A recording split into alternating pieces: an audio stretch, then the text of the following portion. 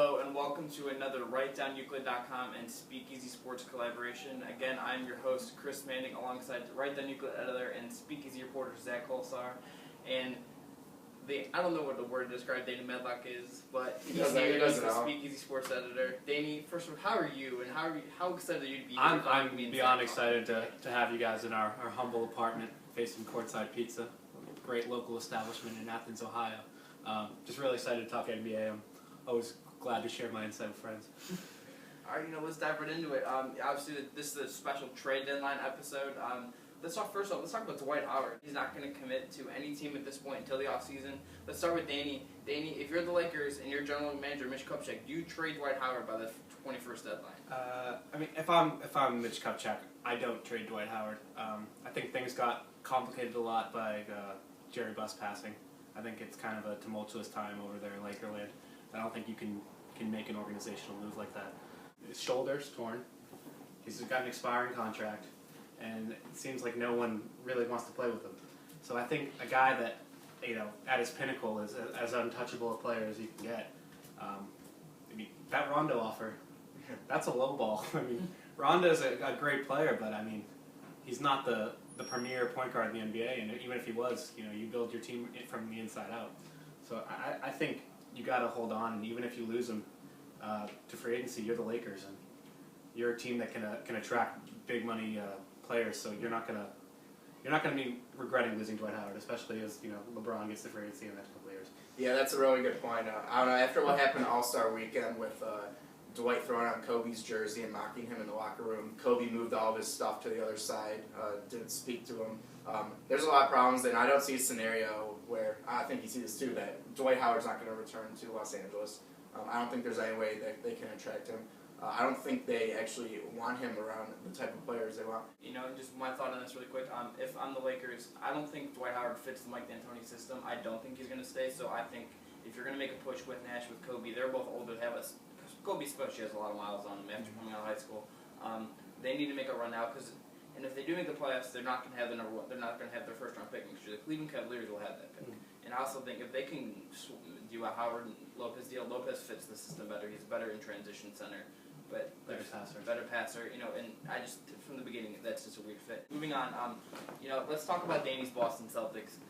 Rajon's out for the year, but they've played great. Won 9 of 10. But there's rumors of Kevin Garnett being shopped to the Los Angeles Clippers, where he would be traded for DeAndre Jordan and Eric Bledsoe, two good young players, but he has a no-trade clause, and he said that he is not interested. He wants to finish with the green and white. Now, Danny, if first from the Celtics perspective, do you like that deal? Long-term. Long-term, did you say Bledsoe and Jordan? Bledsoe and DeAndre Jordan.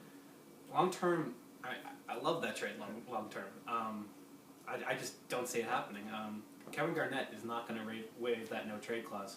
I don't know if you can go back to 2007 when Garnett should have asked out of Minnesota, 04, 05, and it took till that breaking point in 2007 where he didn't even want to go to Boston. He was fiercely loyal to Minnesota. I just don't see Kevin Garnett asking out of Boston unless Pierce has gone first. He's not going to leave Paul Pierce by himself. He's not going to do it. That's not the guy he is. I think it's refreshing in pro sports that he thinks that way. No, but I've heard this float around too. If they do end up getting able to move Garnett, do they have to trade Pierce as well? I think they do. Personally, this isn't a scenario I've seen reported, but I would love to see if that's going to happen. The only team I would like them to finish up with is the Clippers. If you could move Garnett and Pierce in the same deal, I would love to see those two Warriors, go and face Miami in the postseason. I think that'd be a great thing to get behind. And there's no history with the Clippers. It's not like I can be like, oh, my favorite players are winning a championship with the Clippers. It's the Clippers. Pierce is an LA guy. He's an LA guy. KG's got a house in Malibu. Friends with Chauncey Billups. There's a lot to like there for KG. I think it's the only scenario where you can move Paul Pierce and Danny Ainge does not look like a jerk. There's the Los Angeles Clippers. Now it's interesting that when the Cavaliers had healthy Anderson Varejao, or right before he went out, there was trade rumors that it was DeAndre Jordan for Varejao, but the deal fell apart because the Cavs also wanted Bledsoe. Now tables are kind of flipped, but it's Garnett instead of Varejao. I think it speaks to what the Clippers think of DeAndre Jordan. They gave him $30 million over the next 3 years, and he's the most athletic center in the league. He's more athletic than Dwight Howard. but they must not see an intangible thing where they think he's part of a championship team where you're getting. And Anderson Varejao is a guy that helps you win games. He dives on the floor, he gets offensive rebounds. He's the kind of guy that you need there on a championship team. And with a relatively similar salary to Jordan. Exactly. And Garnett is, I mean, if Anderson Varejao would be like a poor man's Kevin Garnett, where Garnett does those things, but he also, has that, that patented 20-foot jump shot. So. Which Andy had developed this season before the injury. Correct. Yeah, he got a lot better, and I thought he was playing at an all-star level. Yeah. I think it speaks to what the Clippers are doing to try to keep Chris Paul, where they're willing to mortgage a guy like DeAndre Jordan for an intangibles player like a Garnett or a Varejao. And it also speaks to the fact that Vinny Del Negro doesn't have a contract extension, and he's putting some pressure on management to get him, championship caliber team. You just touched on Josh Smith. Let's talk about him a little bit. As you said, 95 to 100% chance that he gets moved. First off, what's the best landing spot for him? What do you think is a good fit for Josh Smith, and where can he help the team? I'll let Zach take that one first. It's a contender.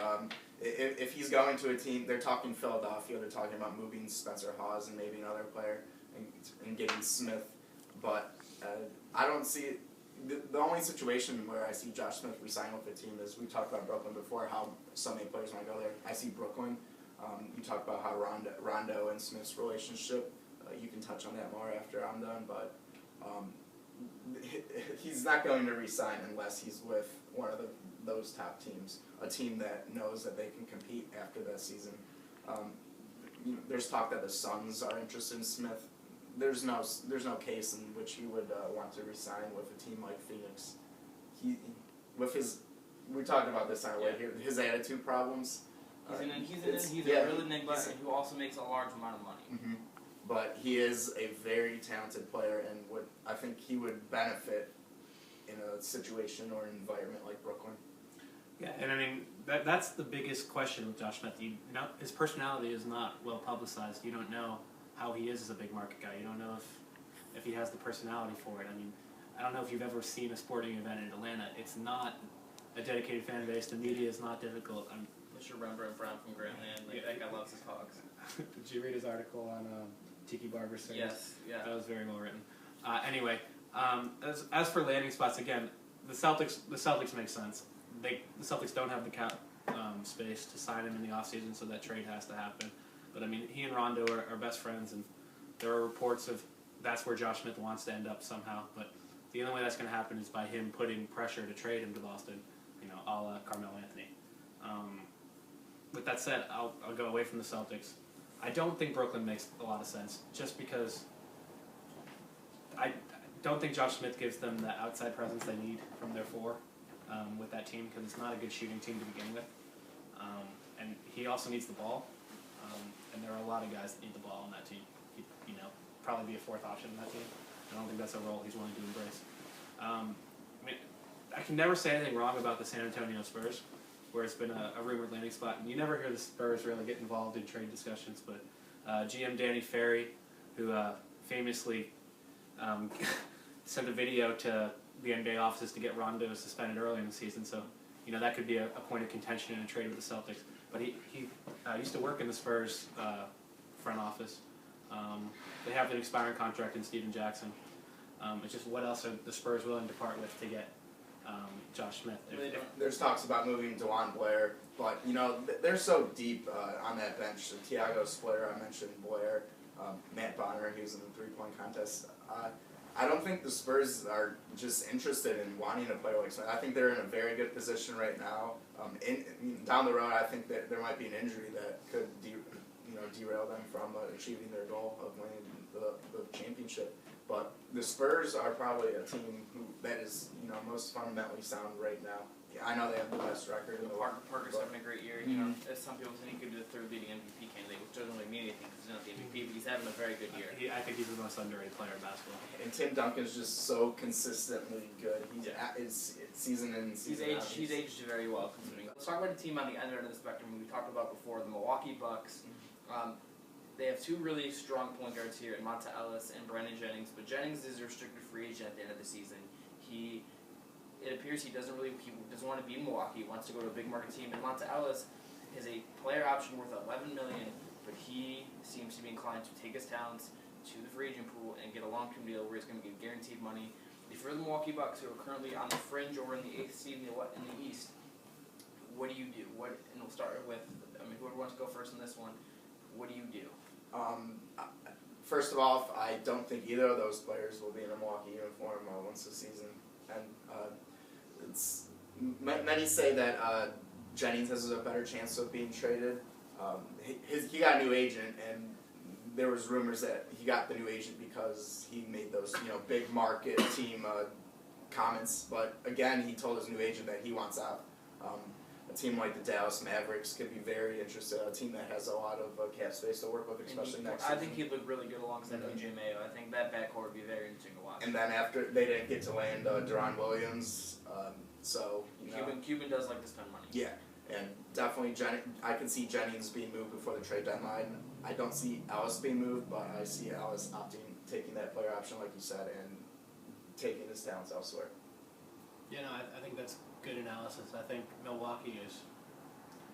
If I was the GM in the Milwaukee Bucks, I think I would have the hardest job of any team in the league in deciding what to do, because those two guys are your cornerstones. You traded Andrew Bogut for Monte Ellis, so now you can't just give up on him now. And I think when they took Brandon Jennings, did anyone see Brandon Jennings staying in Milwaukee? No. Personally, when Brandon Jennings had that hot start as a rookie, I thought he was going to be a New York Knick by 2 years from now. So again, I think that's a difficult balance you have to do if you're a small market team. I think you can't move both of them. I think you have to commit to one of them. I think they're more likely to move Ellis, just because Brandon Jennings is a restricted free agent. So if he signs the max contract, you can keep him. That's the one advantage you do have as a small market team, where you can compete with the bigger market teams. So. Let's go to the last topic here. Danny mentioned his sleeper team, the Denver Nuggets. I think let's all go around first, and we'll talk first. And mine is the Cleveland Cavaliers. I'd think there are some interesting positions with expired contracts in the cap room. Zach Hoosiers. First off, Dan, you guys know leading score. You talked about how the Nuggets need the star leading scorer on the Nuggets. Is it Lawson? No, Danilo Gallinari. So isn't that that really speaks to this. You think he's around 16, 15? For me, it's the Phoenix Suns. For the first time since 2005, the Suns are going to be under their salary. So, and after Steve Nash went to the Lakers, there's rebuilding going on there, and I think they're definitely headed in the right direction. They're really marketing their team well. They got an energy drink sponsoring them now, and but I do think that that whole organization, the Suns, we could see them being in the thick of things in the Western Conference once again. Here's the problem I have with the Suns. They have the gluttony of point guards in Dragic and rookie Kendall Marshall and Sebastian Telfair. Who's going to take Sebastian Telfair in his contract? He's not a very attractive piece. He's a hard guy to move. He's going to get you points, but I'm not saying necessarily moving Telfair. I know, but that's like the first. I could see them being. I could see the Suns being a third player. A team taking on. Yeah, and that's why I say the Cavs and other mid-level teams that aren't very good like that, because the Cavs first off have 2 expiring contracts, and Luke Walton, who drives me nuts every time I have to watch him play, and Daniel Boobie Gibson, who hasn't had a great season, and Omri Caspi as well. But Gibson and Omri both are decent shooters, especially Gibson hasn't played a lot. With Wayne Ellington there and Deanna Waiters and T.J. Miles, he's not really needed. A team, I always think, Brooklyn, he would make a lot of sense there. Give them a three-point shooter, which they don't really have. A team that needs a three-point shooter, he'd be great on.